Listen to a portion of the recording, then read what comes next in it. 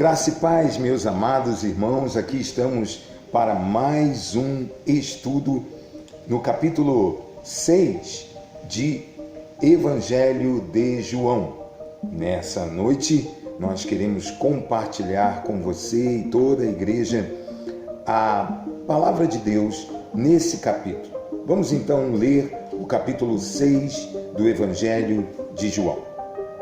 Depois disso, Jesus atravessou o mar da Galileia, conhecido também como Mar de Tiberíades, e uma grande multidão o seguia por toda parte, pois tinham visto os sinais que ele havia realizado ao curar os enfermos. Então Jesus subiu a um monte e sentou-se com seus discípulos. Era quase tempo da festa judaica da Páscoa. Jesus logo viu uma grande multidão que vinha ao seu encontro. Voltando-se para Filipe, perguntou: onde podemos comprar pão para alimentar toda essa gente? Disse isso para pôr Filipe à prova, pois já sabia o que ia fazer. Filipe respondeu: mesmo que trabalhássemos vários meses, não teríamos dinheiro suficiente para dar alimento a todos.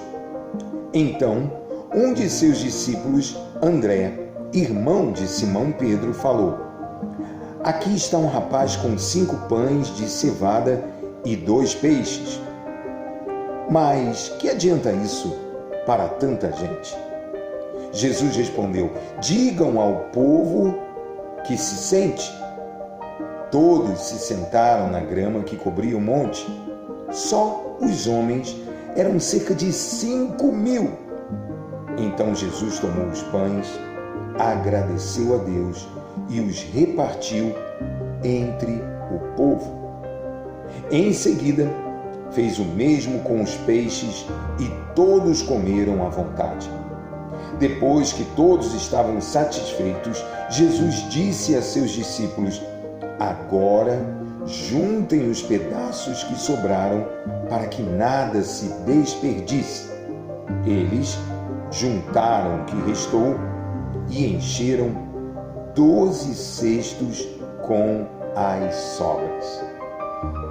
Quando o povo viu Jesus fazer esse sinal, exclamou: sem dúvida, ele é o profeta que haveria de vir ao mundo. Jesus sabia que pretendiam obrigá-lo a ser rei deles, de modo que se retirou, sozinho para o monte.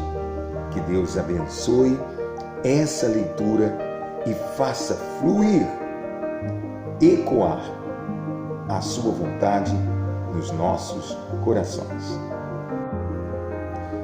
Queridos, ao analisarmos esse texto, verificamos que é o único milagre de Jesus registrado em todos os 4 evangelhos. E foi um marco no ministério de Jesus na Galileia. Havia nesse fato uma ligação com milagres de alimentação semelhantes no Primeiro Testamento, no Antigo Testamento. Durante, por exemplo, um período de fome, o profeta Eliseu vivenciou exatamente aquilo que Jesus estava fazendo. Se você verificar no capítulo 4 de 2 Reis, do versículo 42 até 44, você vai entender que é quase uma reprodução do que estava acontecendo naquele momento. Porém, o significado de ser em Jesus esse milagre é muito maior, muito mais abrangente. Jesus também nos lembra, com essa multiplicação dos pães, a própria celebração da ceia e a importância que diz respeito ao relacionamento e à comunhão no meio do seu povo. Jesus mostra nesse milagre que é suficiente para satisfazer as necessidades humanas, mesmo quando todos os fatores estão esgotados. os recursos de seus seguidores se mostram inoperantes, Jesus entra em ação. Há de ser visto que ele já sabia o que ia acontecer e pergunta a Filipe naquele momento: onde compraremos pão para alimentar todas essas pessoas? Jesus inicia ali as dúvidas que muitas vezes entram na nossa mente e nos fazem questionar, perguntar, duvidar, ter medo. Bom, Filipe então começa a esclarecer a Jesus, a partir daquela primeira indagação, que, ainda que tivessem uma grande quantidade de dinheiro, não seria suficiente para satisfazer a uma verdadeira multidão que estava naquele momento faminta. E Jesus se preocupou com cada um deles. Logo depois, André se apresenta, ou melhor, apresenta um jovem que estava no meio daquela multidão, trazendo ali uma pequena quantidade de pães e também peixes. Mas aquele era um segundo questionamento. Ora, como aquilo haveria de satisfazer a uma grande multidão? São questionamentos que o ser humano faz a todo momento, sempre colocando dúvida, mas muitas vezes não usando essas questões para um esclarecimento debaixo da ordem divina. A ordem divina é que quando as coisas realmente parecem impossíveis de acontecer, quando se cerca todos os momentos da nossa vida de temor, de terror, de medo, por sabermos da nossa incapacidade, nós não podemos esquecer da atuação de Deus no nosso meio. Mas muitas vezes isso não acontece e uma situação de adversidade, uma situação difícil, ela acaba se tornando uma montanha intransponível. Numa alusão ao ser humano, é importante sabermos que quando as soluções só estão concentradas, baseadas no próprio ser humano, parece que o problema vai aumentando. E o fato de André ter chamado aquele jovem que estava no meio da multidão com algum tipo de alimento não ia satisfazer as demandas que se apresentavam em matéria de alimentação para, repito, uma multidão. Bom, Jesus começa a tomar a sua providência e a primeira delas é fazer assentar-se toda aquela população. Mas antes, nós não podemos esquecer da disponibilidade daquele jovem que tinha ali preparado um alimento com antecedência. Ele havia usado de prevenção, ele havia usado do conhecimento de si mesmo. Eu vou sentir fome, eu estou indo a um lugar agora para não ter hora para voltar. É importante lembrarmos o papel desse jovem no meio de uma multidão que, ao contrário dele, pensava apenas num único alvo. E é claro que isso não era de qualquer maneira. Por causa do ímpeto, por causa daquela mensagem, por causa da necessidade que o povo tinha, se esqueceram até de outras necessidades. Aquele jovem, no entanto, mostrava que estava ali no meio, preparado, com uma pequena quantidade de alimento, porque, na verdade, ele queria mais do alimento espiritual. Uma das primeiras coisas que Jesus mostra é tranquilidade. Nós também vamos observar isso no mar revolto, quando ele se dirige aos discípulos e diz: acalme-se.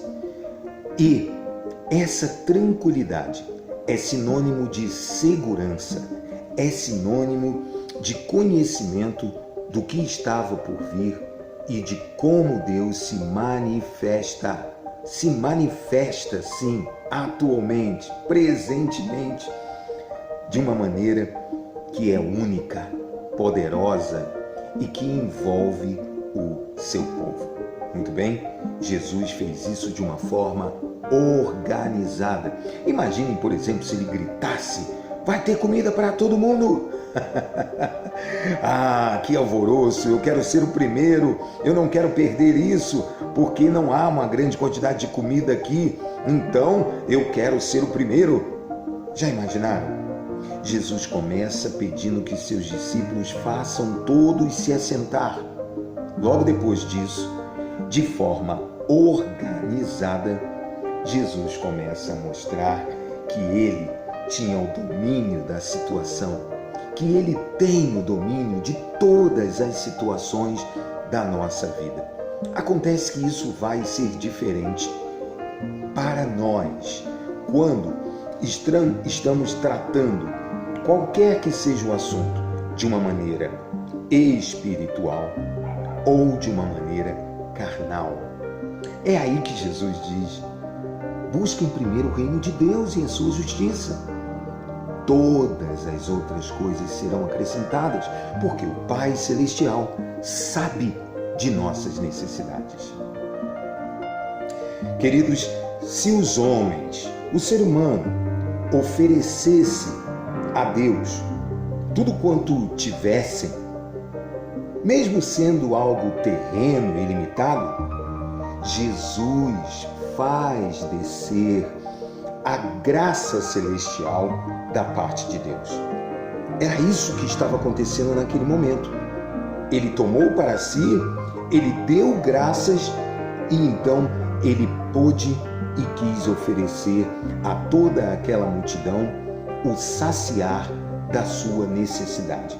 Era física, mas isso nós precisamos aprender a fazer, colocar à disposição de Deus aquilo que temos, repito, mesmo sendo limitado e terreno, é quando Deus se manifesta. Jesus estava fazendo isso naquele momento. E aí, todas as coisas alcançam um valor espiritual. É isso que quis dizer quando lá no capítulo 6, por exemplo, de Mateus, Jesus lembra que é necessário buscarmos o reino em primeiro lugar, para todas as outras coisas serem conquistadas e alcançadas. Naquele momento, Jesus dava uma demonstração sobre todas as coisas que podem alcançar o seu valor espiritual jamais imaginado, porque aquilo era um milagre. E muitas vezes na nossa vida nós não imaginamos que a partir de Deus tudo pode ser diferente, embora tenhamos muitos motivos para acreditar. Nos esquecemos, nos desviamos, nos distraímos e isso realmente bloqueia o acontecimento da bênção, do milagre que Deus tem preparado para mim e para você. Havia promessa naquele momento, diante de todos, do pão de Deus. Era o próprio Jesus. Chegamos ao final da explanação desse texto, entendendo que Ele mesmo dá vida a quem nele crê. Mas os judeus, sem entenderem muito bem o que estava acontecendo, o significado espiritual dessas palavras, pediram a Jesus que lhes desse desse pão que era divino. Diante desse pedido, então, Jesus reafirmou: eu sou o pão da vida. O que vem a mim jamais terá fome, e o que crê em mim jamais terá sede. Mas esse é um assunto para quando chegarmos no versículo 35, que foi esse que acabamos de ler, e vamos desenvolver mais ainda esse capítulo de número 6 com grandes lições para a nossa vida. Eu espero por você no próximo estudo. Que Deus te abençoe e que você aplique a verdade da palavra na sua vida, no seu viver, na prática diária da sua existência. Deus abençoe. Tudo de bom para você.